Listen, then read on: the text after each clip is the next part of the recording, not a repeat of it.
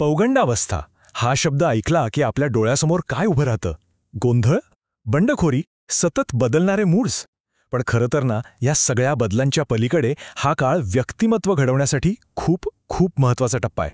मग शिक्षण व्यवस्थेने या काळात नक्की काय करायला पाहिजे? चला, आज आपण हेच समजून घेऊया की पौगंडावस्थेतील मुलांना कशी मदत करता येईल. चला सुरुवातच करूया एका जबरदस्त विचाराने. आपण पौगंडावस्थेकडे फक्त एक वाढीचा काळ म्हणून बघतो हो ना, पण जर जर आपण त्याला व्यक्तिमत्व घडवण्याची सुवर्ण संधी असं मानलं तर बघा, फक्त हा एक दृष्टिकोन पूर्ण चित्रच बदलून टाकतो. आणि हाच विचार आपल्या आजच्या चर्चेचा पाया असणार आहे. बरं, व्यक्तिमत्वाचा पाया असतो कुठे? तो असतो आतमध्ये, आपल्या मनात. म्हणूनच आपला पहिला थांबा आहे आंतरिक जगाचं संगोपन. कारण बघा, शैक्षणिक प्रगतीची इमारत तेव्हाच नीट उभी राहू शकते जेव्हा भावनिक आणि मानसिक आरोग्याचा पाया एकदम मजबूत असेल.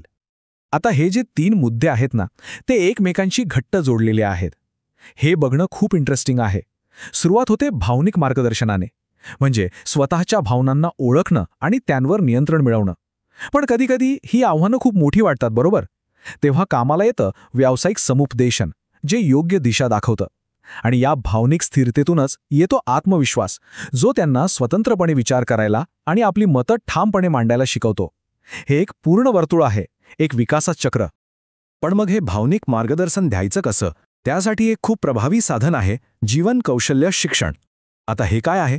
सोप्या भाषेत सांगायचं झालं तर हे जणू काही आयुष्यासाठीचं एक इन्स्ट्रक्शन मॅन्युअल आहे. म्हणजे राग आल्यावर काय करावं, अपयश आलं तर पुन्हा उभं कसं राहावं, दुसऱ्यांच्या भावना कशा समजून घ्याव्यात, ह्या अशा गोष्टी ज्या आपल्याला कुठल्याही पुस्तकात शिकायला मिळत नाहीत, त्या इथेच शिकवल्या जातात. ठीक आहे, तर आतला पाया मजबूत झाला. आता पुढे काय? आता पुढचा टप्पा आहे भविष्यासाठी तयारी करण्याचा.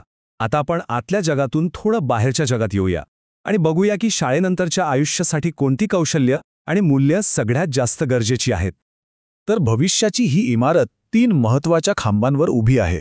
पहिला, त्यांची नवनिर्मितीची क्षमता म्हणजे सृजनशीलता. दुसरा, समाजात एक जबाबदार व्यक्ती म्हणून वावरण्यासाठी आवश्यक असलेलं नैतिक शिक्षण. आणि तिसरा, त्यांच्या आवडीनिवडी आणि क्षमतांना योग्य दिशा देणारं करिअर मार्गदर्शन.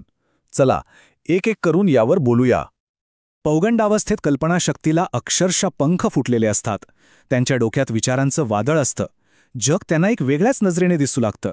ह्याच प्रचंड ऊर्जेला चित्रकला, लिखाण किंवा सायन्स प्रोजेक्टसारख्या माध्यमांतून एक योग्य वाट करून देणं खूप महत्त्वाचं आहे. कारण लक्षात घ्या, आजची ही कल्पनाशक्तीच उद्याच्या नवनिर्मितीचा पाया ठरणार आहे. कल्पनाशक्ती आणि नवनिर्मिती तर महत्त्वाची आहेच, पण तितकंच किंबहुना त्याहून जास्त महत्त्वाचं आहे नैतिक शिक्षण. जसं इथे दिसतंय, सहकार्य, समजूतदारपणा आणि सहिष्णुता हे तिन्ही सारखेच महत्त्वाचे स्तंभ आहेत. ही मूल्य त्यांना फक्त चांगले विद्यार्थीच नाही, तर जबाबदार आणि संवेदनशील नागरिक घडवतात. ओके, आत्तापर्यंत आपण आतून कसं घडायचं आणि भविष्यासाठी काय तयारी करायची याबद्दल बोललो. पण या सगळ्यासाठी एक पोषक वातावरण लागतं, नाही का? म्हणून आपलं तिसरं आणि शेवटचं सूत्र आहे सहाय्यक वातावरण. विचार करा, आपल्याकडे उत्तम बीज आहे, चांगलं खतपाणी आहे, पण जर जमीनच योग्य नसेल तर ते रोपटं कसं वाढणार, बरोबर? या वयात एक खूप मोठा बदल होतो. मुलं-मुली आता प्रत्येक गोष्टीवर का आणि कसं असे प्रश्न विचारू लागतात. त्यांच्यामध्ये तर्कशुद्ध विचार करण्याची क्षमता विकसित होत असते. म्हणूनच फक्त पाठांतर करा किंवा गप्प बसून ऐका या जुन्या पद्धती इथे अजिबात कामी येत नाहीत. त्यांना हवं असतं संवादात्मक आणि प्रोजेक्ट बेस्ड शिक्षण, जे त्यांच्या डोक्याला चालना देईल आणि त्यांच्या बुद्धीचा आदर करेल. शारीरिक आणि मानसिक आरोग्य ह्या एकाच नाण्याच्या 2 बाजू आहेत हे आपण नेहमीच ऐकतो. या वयात होणाऱ्या हार्मोनल बदलांमुळे शरीरात प्रचंड ऊर्जा आणि ताण निर्माण होतो. व्यायाम, योग आणि खेळ ह्या ऊर्जेला एक सकारात्मक दिशा देतात. आणि त्याचबरोबर आरोग्य आणि लैंगिकतेबद्दल योग्य आणि शास्त्रीय माहिती मिळाली तर अनेक गैरसमज आणि मनातली भीती दूर होते. हा त्यांच्या सर्वांगीण विकासाचा एक खूप महत्त्वाचा अविभाज्य भाग आहे. आणि या संपूर्ण पोषक वातावरणाचा केंद्रबिंदू कोण असतो? तर शिक्षक.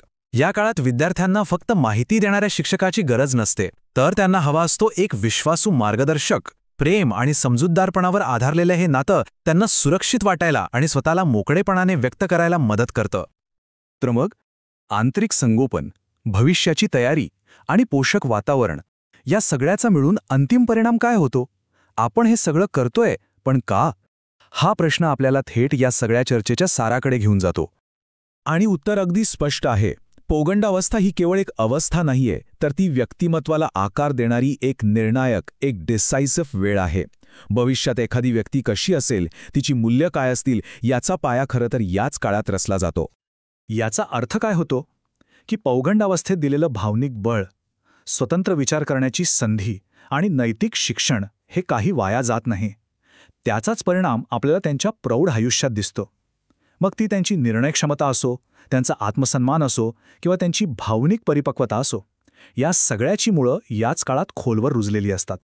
आणि शेवटी या संपूर्ण शैक्षणिक प्रवासाचं ध्येय एकच आहे. पौगंडावस्थेतील मुलांना केवळ यशस्वीच नाही, तर सशक्त, संवेदनशील आणि जबाबदार नागरिक बनण्यास मदत करणं. आणि ही जबाबदारी फक्त शिक्षण व्यवस्थेची नाहीये, तर ती आपल्या सगळ्यांची आहे. मला वाटतं हाच या सगळ्याचा सर्वात महत्त्वाचा संदेश आहे.